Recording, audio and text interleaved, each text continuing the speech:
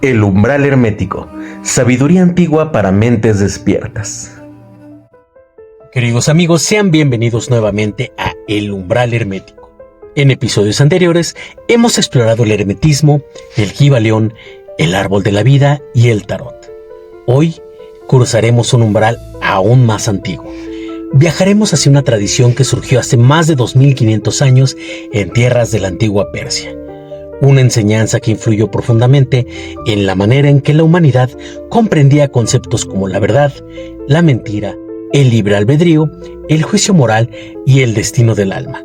Yo soy su anfitrión JP y el día de hoy hablaremos de Zoroastro, también conocido como Zaratustra, y de la tradición espiritual que fundó, el zoroastrismo.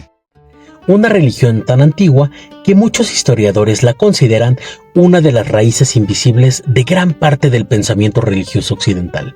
Pero como siempre, en el umbral hermético, no abordaremos este tema como una verdad absoluta, sino como una exploración filosófica, porque detrás de sus símbolos, sus mitos y sus enseñanzas existe una pregunta profundamente humana. ¿Cómo debe vivir una persona para estar en armonía consigo misma, con los demás y con el universo?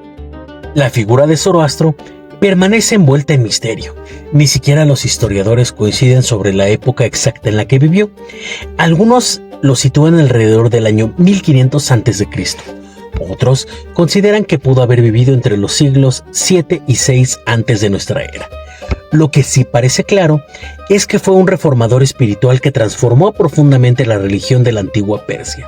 Según la tradición, Zoroastro recibió una revelación de una entidad llamada Ahura Mazda, el señor de la sabiduría. Pero más que fundar una religión basada en rituales, Zoroastro introdujo algo revolucionario: la responsabilidad moral individual. El ser humano ya no era un simple espectador de los designios divinos. Era un participante activo. Cada pensamiento, cada palabra y cada acción tenían consecuencias. Para el zoroastrismo, Ahura Mazda representa la sabiduría suprema, la inteligencia que sostiene el orden del universo, la fuente de la verdad, la luz, la justicia. Pero aquí aparece una diferencia importante respecto a muchas religiones antiguas.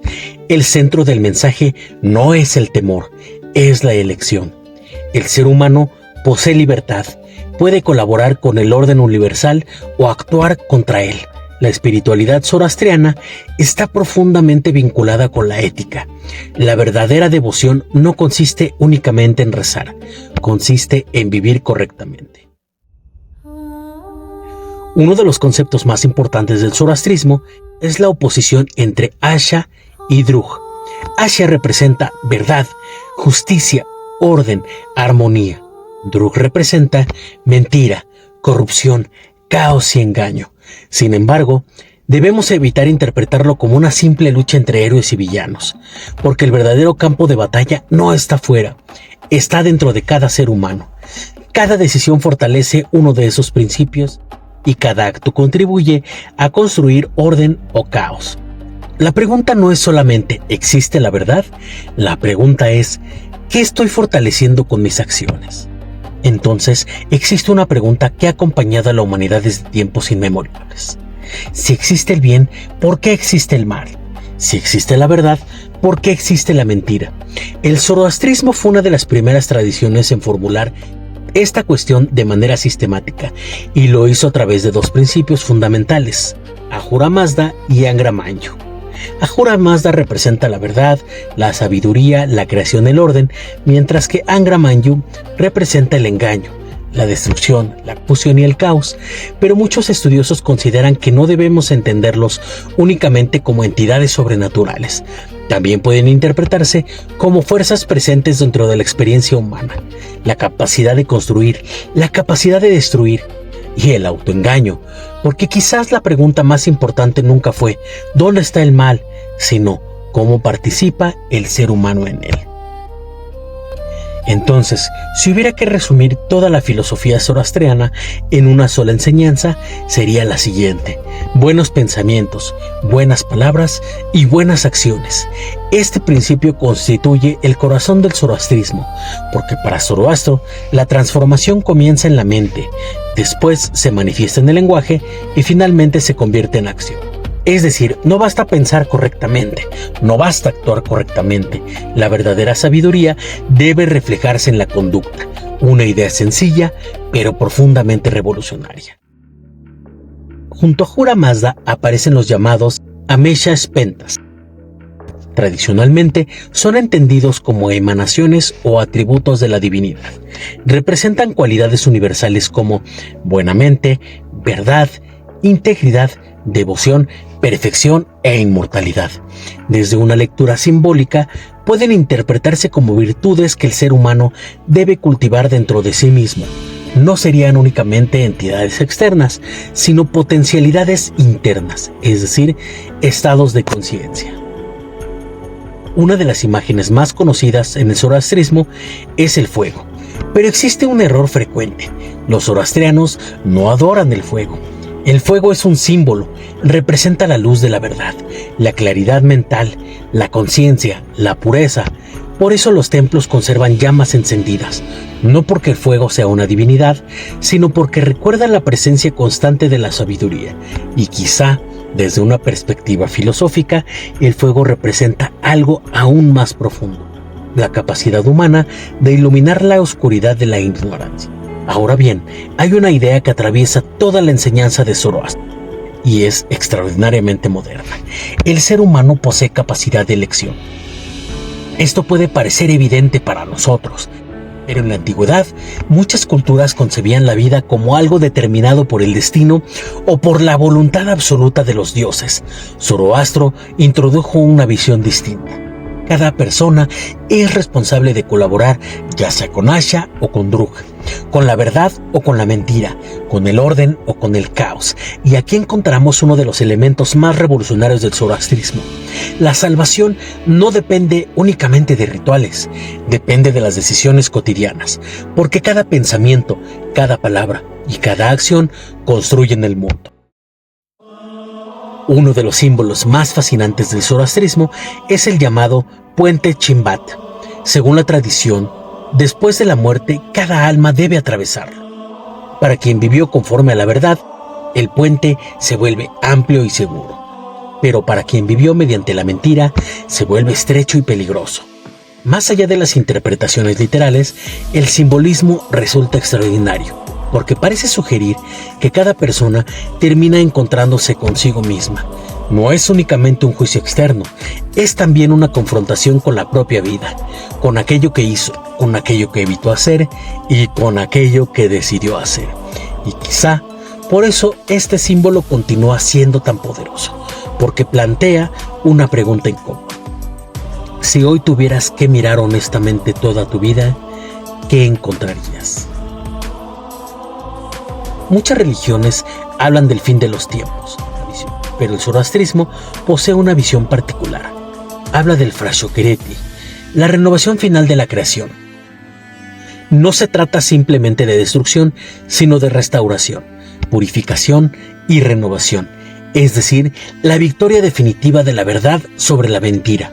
Algunos investigadores consideran que esta visión pudo influir posteriormente en ciertas ideas apocalípticas presentes en el judaísmo, el cristianismo y el islam. Pero más allá de las interpretaciones religiosas, el simbolismo es fascinante, porque nos recuerda que la transformación no consiste únicamente en destruir lo viejo, sino en restaurar el orden perdido.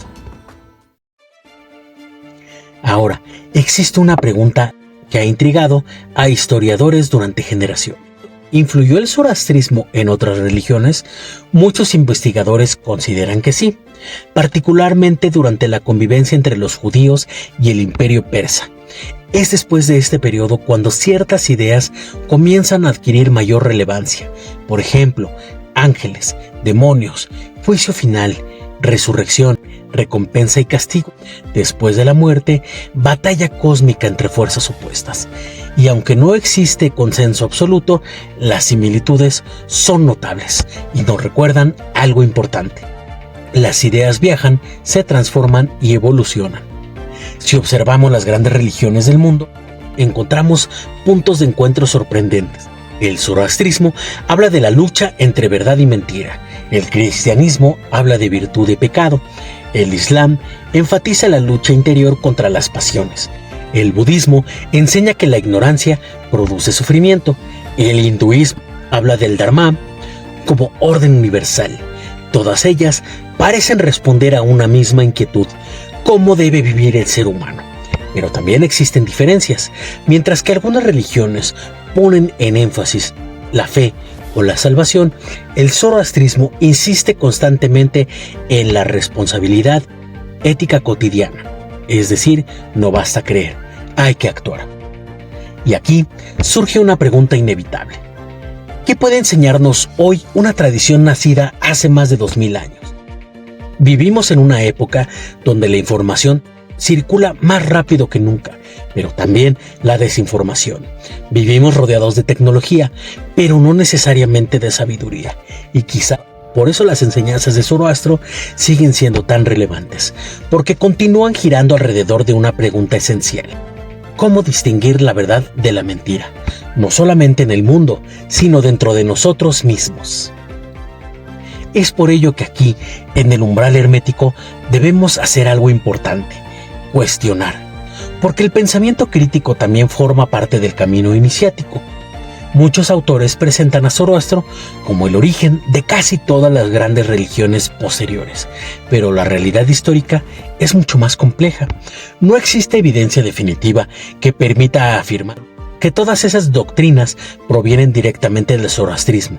Además, gran parte de lo que sabemos sobre Zoroastro proviene de textos escritos siglos después de su vida, y eso dificulta separar al personaje histórico del personaje legendario. Entonces surge una pregunta fascinante: ¿importa realmente saber si cada detalle ocurrió exactamente como lo cuenta la tradición? Quizás sí para el historiador, pero quizá no tanto para el filósofo, porque las enseñanzas sobreviven no por la precisión de cada relato, sino por su capacidad para seguir dialogando con la experiencia humana. Miles de años después de la muerte de Zaratustra, un filósofo alemán decidió devolverlo a la vida. Friedrich Nietzsche publicó en 1883 una de sus obras más populares: Así habló Zaratustra. ¿Pero por qué eligió precisamente a Zaratustra? Nietzsche consideraba que había sido uno de los primeros grandes maestros en presentar una visión moral basada en la oposición entre verdad y mentira. Pero Nietzsche deseaba ir más allá. Por eso convierte a Zaratustra en el portador de nuevas ideas. El Zaratustra histórico enseñaba la diferencia entre el bien y el mal, mientras que el Zaratustra de Nietzsche cuestionaba precisamente esas categorías. Uno buscaba armonía con el orden cósmico y el otro invitaba a crear nuevos valores. Sin embargo, ambos comparten algo fundamental: la necesidad de pensar, elegir y transformarse. Y si bien no es el mismo personaje histórico, es muy interesante revisar por qué precisamente Nietzsche lo eligió, porque veía en él a un maestro capaz de desafiar a su tiempo. Tal vez la enseñanza más profunda de Zaratustra no sea la existencia de las fuerzas cósmicas luchando por el universo. Tal vez sea algo mucho más cercano, más humano: la comprensión de cada pensamiento, cada palabra y cada acción, ya que todo ello contribuye a construir el mundo en que habitamos. Porque para el zoroastrismo, la gran batalla nunca ocurrió únicamente entre dioses, ocurre dentro de nosotros, entre la verdad y la mentira, entre la claridad y la confusión, entre aquello que nos eleva y aquello que nos degrada. Y quizá por eso, después de más de 2000 años, las enseñanzas de Zaratustra continúan resonando. No porque expliquen todos los misterios del universo, sino porque nos recuerdan una verdad sencilla: el ser humano siempre está eligiendo quién quiere llegar a ser. Gracias por acompañarme una vez más en el umbral hermético. En el próximo episodio cruzaremos otro umbral fascinante: la alquimia, y analizaremos si fue realmente un intento de fabricar oro o escondía una profunda enseñanza sobre la transformación interior del ser humano. Hasta entonces, y recuerda, la luz más importante no es la que brilla en los templos, sino la que logra encenderse dentro de la conciencia humana. Yo soy su anfitrión, JP, y hasta la próxima.